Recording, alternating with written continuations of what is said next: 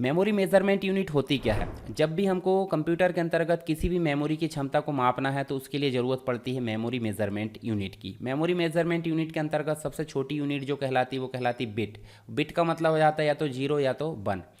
तो हम इस प्रकार से zero one zero one one इस प्रकार से चार मिला दे तो क्या बन जाती है? चार मिलाने के बाद एक निबल बन जाती है। तो सबसे छोटी हो गई बिट जो कि जीरो या वन होगी, उसके बाद हो गई निबल, चार बिट का कलेक्शन। आठ बिट अगर मिला दे तो एक बाइट बन जाती है, और 1024 बाइट अगर मिला दे तो एक केबी बन जाती है, जो हमारा आंसर भी था। ठीक है, इसके अलावा 1024 केबी मिलाकर एक एमबी बन जाती है, जिसे मेगाबाइट बोलते हैं। जैसे 5-6 एमबी का आपका सॉन्ग होता है।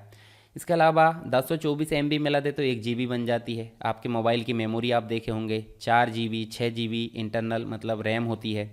1024 जीबी मिला दे तो 1 टीबी। आजकल 1 टीबी की जो एसएसडी है वो आने लगी है लैपटॉप में, या फिर हार्ड डिस्क भी आने लगी है।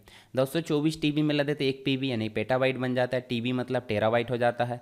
224 पीबी मतलब आपको एक हेक्साबाइट यानी कि ईबी देखने को मिल जाता है। 224 ईबी बराबर 1 जेड बी, जेटाबाइट हो जाता है।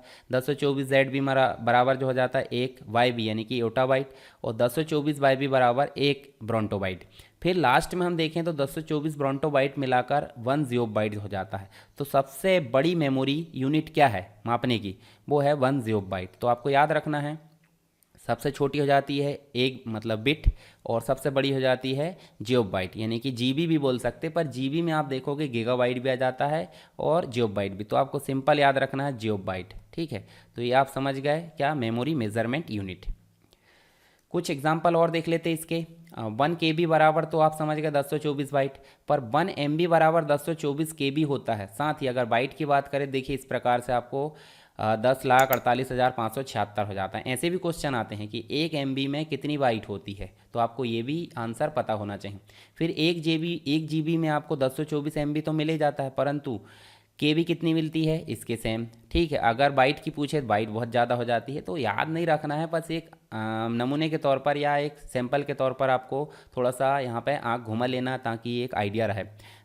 1 TB टेराबाइट बराबर 224 GB तो होता है। फिर यहाँ पे MB हो जाती है 10,48,576, KB हो जाती है इस प्रकार, और बाइट देखिए आपको एक मतलब 1-2 किलोमीटर लंबी हो गई, ऐसा हम बोल सकते हैं। पीबी में आप देखोगे इस प्रकार से आप देख सकते हैं।